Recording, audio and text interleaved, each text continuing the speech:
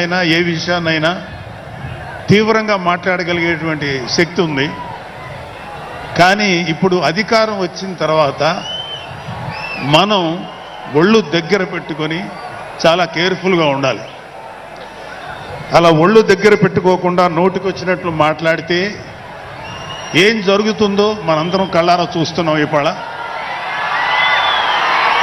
అహంకారం తలకెక్కి నోటికొచ్చినట్లు మాట్లాడి చిన్న పెద్ద తేడా లేకుండా బిహేవ్ చేసినటువంటి మాట్లాడినటువంటి కొంతమంది ప్రతిపక్ష అని చెప్పలేములేండి, ప్రతిపక్షం లేదు కదా, నాయకులకి ఏం జరిగిందో తెలుసుకున్నాం. కాబట్టి ప్రతి మాట ఆచితూచి మాట్లాడాలి. సో అందుకని కొంచెం అది కూడా కాకుండా మేమందరం కూడా మాకు కొన్ని లిమిటేషన్స్ ఉన్నాయి. మన ప్రెసిడెంట్ గారు ఏమాత్రం ఒక మాట తేడాగా మాట్లాడినా ఒక ఏ విధంగానూ స్పేర్ చేయనటువంటి వ్యక్తి, ఒక డిసిప్లైన్డ్ లీడర్ ఆయన. సో ఆయన ఆధ్వర్యంలో చాలా జాగ్రత్తగా పనిచేస్తాం, జాగ్రత్తగా మాట్లాడతాం. Thank you very much. అసలు ఒక 12 సంవత్సరాల కాలం అంటే మన హిందూ సాంప్రదాయంలో 12 సంవత్సరాలకి ఒక ప్రత్యేకత ఉంది. మన కృష్ణా, గోదావరి లాంటి నదులకి పుష్కరాలు జరుగుతుంటాయి. చాలా పవిత్రమైన రోజులు అవి. అలాగా మిగతా అన్ని ఆవిర్భావ సభలు ఒక ఎత్తు అయితే ఈ 12వ ఆవిర్భావ సభ ఒక నదికి వచ్చిన పుష్కరాలు ఎంత పవిత్రమైనయో అంత గొప్ప రోజు ఈరోజు. సో ఈ అవకాశం మనకి ఇచ్చినటువంటి పవన్ కళ్యాణ్ గారికి మనం అందరూ సదా కృతజ్ఞులై ఉండాలి. ఇప్పుడు పవన్ కళ్యాణ్ గారు ఆయన సాధించినటువంటి సక్సెస్, ఆయన సాధించినటువంటి విజయం మనం ప్రత్యేకంగా చెప్పుకోకర్లా. 100కి 100% స్ట్రైక్ రేట్ తోటి ఆయన విజయాన్ని, అద్భుతమైన విజయాన్ని సాధించడంతో పాటు అటు రాష్ట్రంలోనూ దేశంలోనూ ప్రభుత్వాలు నిలబెట్టడానికి ఒక వెన్నెముకగా నిలిచారు. సో ఆయన గురించి ప్రత్యేకంగా ఏమీ మాట్లాడక్కర్లేదు, ఎందుకంటే చాలామంది చాలాసార్లు మాట్లాడుతున్నారు. మనం తెల్లారులేస్తే టీవీల్లో అన్ని చోట్ల చూస్తున్నాం. ఆయన తీసుకున్నటువంటి Panchayati Raj, water works, forest department ఎంత ఎఫిషియెంట్గా పనిచేస్తున్నారో, అలాగే మన మినిస్టర్లు తీసుకున్నటువంటి ముఖ్యమైన శాఖలన్నీ కూడా ఎంత ఎఫిషియెంట్గా పనిచేస్తారో మనందరం చూస్తున్నాం. సో స్పెసిఫిక్గా కళ్యాణ్ బాబు గారు ఎంత గొప్పగా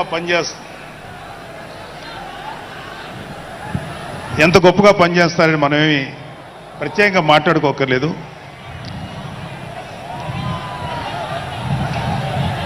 సో అయితే ఎన్ని మాట్లాడినా ఒక విషయం అయితే మనం మాట్లాడుకోవాలి.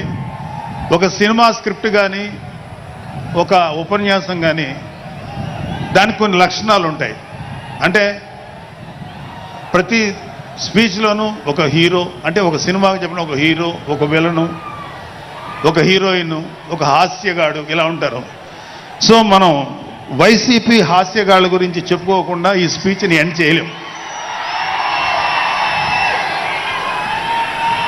ఎందుకంటే జగన్ లాంటి హాస్యనటుడు కనే కళల గురించి మీకు చెప్పాలి.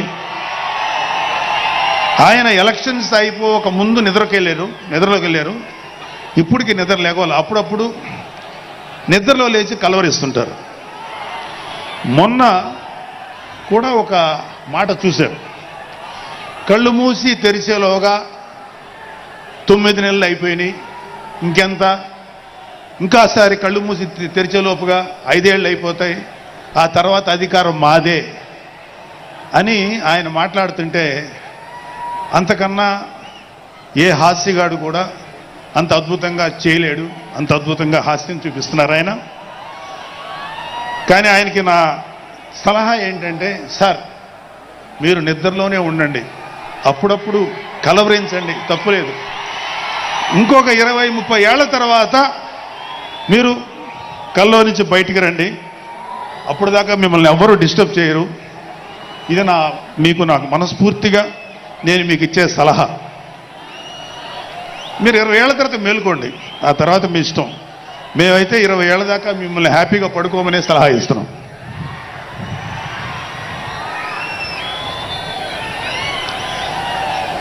సో ఆంధ్రప్రదేశ్లో పవన్ కళ్యాణ్ గారి యొక్క చొరవతోటి ఏర్పాడైనటువంటి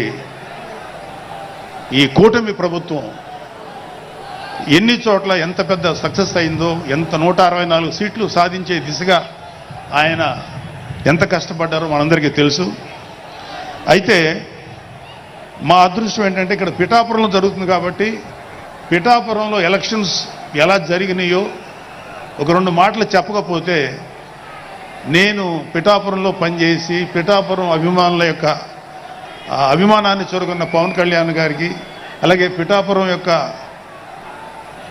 జనసైనికులకి, పౌరులకి నేను కృతజ్ఞత చూపించినట్టు అవుతుంది. సో వాళ్ళ కోసం ఈ 2 మాటలు మాట్లాడుతున్నాం.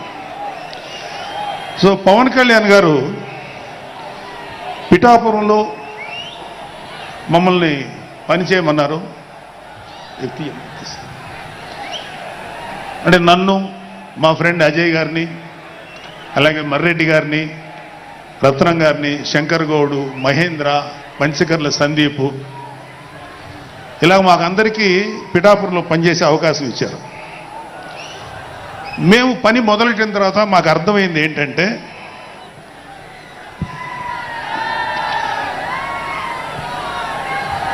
పవన్ కళ్యాణ్ గారికి ఆల్రెడీ ఇక్కడ విజయం ఖరారైంది. మనం ఓన్లీ పని చేస్తున్నట్టుగా ఉండడమే తప్ప మనం కొత్తగా చేయాల్సిన పని ఏమీ లేదు అని చెప్పి నాకు అర్థమైంది. నాకే కాదు మా అందరికీ అర్థమైంది. సో మేము దీన్ని ఎంత గొప్ప అదృష్టంగా తీసుకుంటున్నామంటే, పవన్ కళ్యాణ్ గారు మీరు పని చేసేటువంటి మేము ఇక్కడ ఏదో పని చేసాం అనే తృప్తి మాకు ఇవ్వటం కోసం ఆయన ఈ మమ్మల్ని అపాయింట్ చేశారు తప్ప ఆయన గెలుస్తారన్నది, ఆయన అఖండ విజయం సాధిస్తారని ఆయనకు ముందే తెలుసు. కానీ ఆ సాటిస్ఫాక్షన్ మాకు ఇవ్వటం కోసం మాకు ఈ అవకాశం ఇచ్చారు. అయితే అది మా అదృష్టంగానే ఫీల్ అవుతున్నాం. చంద్రుడికో నూలు పోగులాగా ఆయన పడిన కష్టానికి ఒక చిన్న పని చేసామనే తృప్తి అయితే మాత్రం మాకు నిజంగానే ఉంది. అయితే ఇక్కడ పిఠాపురంలో పవన్ కళ్యాణ్ గారు అఖండ విజయం సాధించడానికి 2 ఫ్యాక్టర్స్, 2 ఇంపార్టెంట్ ఫ్యాక్టర్స్. ఒకటి మన ప్రెసిడెంట్ జనసేనాని పవన్ కళ్యాణ్ గారు అయితే, రెండో ఫ్యాక్టర్, నాటి వ్యక్తి ఫ్యాక్టర్ పిఠాపురం జనసైనికులు, పిఠాపురం పౌరులు, పిఠాపురం ఓటర్స్. వీళ్ళిద్దరూ లేకపోతే మేము ఏమి చేసినా ఏం ఉపయోగం లేదు. సో మాలో ఇంకెవరైనా సరే పవన్ కళ్యాణ్ గారి విజయానికి నేనే దోహదపడ్డాను అని ఎవరన్నా అనుకుంటే అది వారి కర్మ, అంతకంటే ఏం చేయలేదు.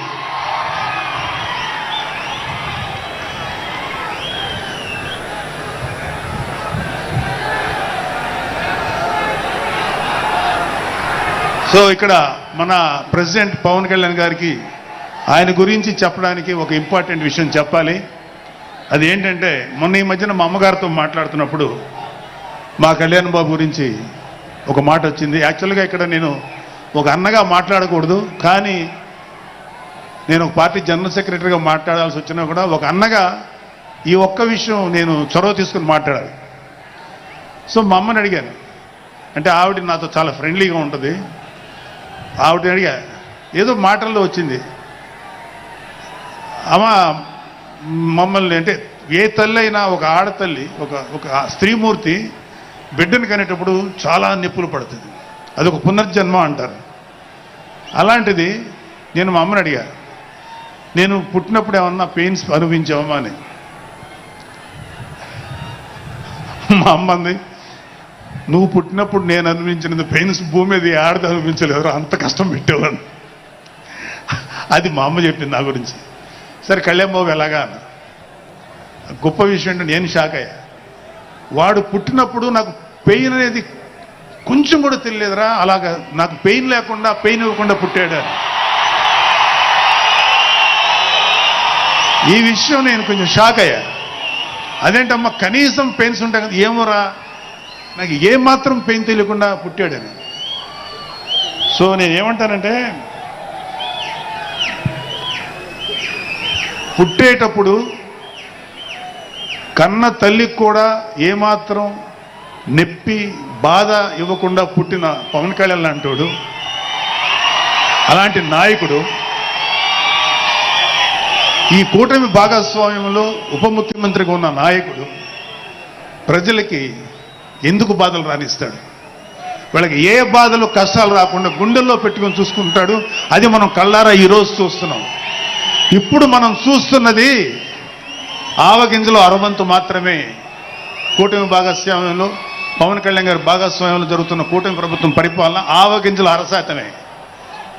ఇంకా చాలా ఉంది. ఇప్పుడు చూస్తుంది just tip of the iceberg. అద్భుతమైన పరిపాలన మనకు రాబోతుంది. రాబోయే 20 ఏళ్లలో ఆంధ్రప్రదేశ్ ఒక స్వర్ణయుగం చూడబోతుంది. ఎందుకంటే ఎప్పుడో స్వాతంత్రం రోజుల్లో కొంతమంది మహానుభావులు పుట్టారు. అలాంటి వ్యక్తి ఈరోజు పుట్టడం, ఈరోజు మన ముందు ఉండటం మన అదృష్టం. అలాంటి వ్యక్తి దగ్గర పని చేయడానికి ఇగో ఈ స్టేజ్ మీద ఉన్న ప్రతి ఒక్కళ్ళం గర్వంగా ఫీల్ అవుతున్నాం. మాకు పదవులు వచ్చినా రాకపోయినా ఆయనకు సేవ చేస్తాం. నేనేమంటానంటే, మీరందరూ తెలుసుకోవాల్సింది, మీరు పవన్ కళ్యాణ్ అంత గొప్పవాడు కండి, తప్పులేదు. రాకపోతే అంతగా అవ్వలేకపోతే ఒక గొప్పవాడికి అనుచరుడిగా మారండి, ఏదైనా మంచిదే. నేను ఆ పని చేశాను. రెండో పని, పవన్ కళ్యాణ్ గారు అంత గొప్పగా నేను అయ్యే దమ్ము లేదు, కానీ ఆయనకి అనుచరుడిగా మాత్రం నాకు అవకాశం ఇచ్చారు. అది నేను చాలా సంతోషపడతాను. ఎందుకంటే ఇవాళ కళ్యాణ్ బాబు లాంటి వ్యక్తి, ఇక్కడ ఉన్నటువంటి మా నాయకులు ఎవరైనా సరే, మేము చూస్తున్నది కేవలం ఒక జనరేషన్ కాదు, రాబోయే 3-4 జనరేషన్స్. అంటే మీరు, మీ పిల్లలు, మీ గ్రాండ్ చిల్డ్రన్ ఎంత మంచి ప్రపంచాన్ని చూడాలి, ఎంత మంచి జీవితాన్ని చూడాలి, ఎంత చక్కటి అవకాశాలు రావాలి అనేటువంటి ఆలోచనతోటే ముందుకెళ్తున్నాం. ఖచ్చితంగా రాబోయే 20 ఏళ్లలో ఇది జరిగి తీరుతుంది. పవన్ కళ్యాణ్ గారు ఒక జనరేషన్ కోసం కాదు, రాబోయే 2-3 జనరేషన్ల కోసం కూడా ఆలోచించగలిగేటువంటి గొప్ప నాయకుడు. ఇంకొక చిన్న విషయం ఏంటంటే, నాకు ఎమ్మెల్సీగా అవకాశం ఇచ్చినటువంటి మన ప్రెసిడెంట్ పవన్ కళ్యాణ్ గారికి నా హృదయపూర్వక కృతజ్ఞతలు. అలాగే నేను ఎమ్మెల్సీ కావటానికి నన్ను ప్రోత్సహించినటువంటి వ్యక్తులు, లేదా నేను ఎమ్మెల్సీగా ఉండాలని కోరుకున్న మీలాంటి ఎంతో అభిమానించే కార్యకర్తలు, అలాగే మా నాయకులు, ఆ రోజు నాకు సపోర్టుగా వచ్చినటువంటి మా నాయకులందరూ, మనోహర్ గారు, రామకృష్ణ గారు, విష్ణుకుమార్ రాజు గారు, లోకేష్ గారు, వీళ్ళందరికీ కూడా నా హృదయపూర్వక కృతజ్ఞతలు. అంటే దేవుడు అనేవాడు మనం అడిగితే వరాలు ఇస్తాడు, ఖచ్చితంగా వరాలు ఇస్తాడు. కానీ అడగకుండానే వరాలు ఇచ్చేవాడు పవన్ కళ్యాణ్. అతను ఏమని పిలవాలో మీరే డిసైడ్ చేసుకోండి. చివరిగా ముఖ్యమైన విషయం ఏంటంటే, జనసేనకి ప్రాణవాయువు లాంటి వాళ్ళు కార్యకర్తలు, వీర మహిళలు, జన సైనికులు, అభిమానులు. నేను ఒక జన సైనికుడిని అని చెప్పుకోవటంలో ఉండే ప్రైడ్ నాకు ఇంకా ఏ విషయంలో రాదు. చాలా గర్వపడుతుంటాను. సో అలాంటి జన సైనికులకి మీ అందరికీ మేమందరం అండగా ఉంటాం. ఏదైనా చిన్న చిన్న ఇబ్బందులు తలెత్తినా అవన్నీ సరిచేస్తాం. ఇంకొక విషయం ఏంటంటే, జనసేన పార్టీ ఒక్కటే మీరు ఒక కార్యకర్త స్థాయి నుంచి అత్యంత ఉన్నతమైన స్థాయికి చేరుకోగలిగేటువంటి డెమోక్రటిక్ వాల్యూస్ ఉన్నటువంటి పార్టీ జనసేన. కాబట్టి జనసేనలో ఉండండి, జనసేనని ప్రోత్సహించండి. మీకే కాదు, మీ బిడ్డలకు కాదు, మీ మనవాళ్ళకు కాదు, రాబోయే తరాలందరికీ జనసేన అండగా ఉంటుంది. మీ అందరికీ మేము ఫుల్ సపోర్ట్ చేస్తాం. మిమ్మల్ని అందరినీ గుండెల్లో పెట్టుకొని చూసుకుంటాం. ఎందుకంటే మా వెనకాల ఉన్నది ఒక శక్తి, దట్ ఈస్ పవన్ కళ్యాణ్. జై పవన్ కళ్యాణ్, జై జనసేన, జై హింద్. గౌరవనీయులు పార్టీ ప్రధాన కార్యదర్శి శ్రీ శిలకం మధుసూదన్ రెడ్డి గారు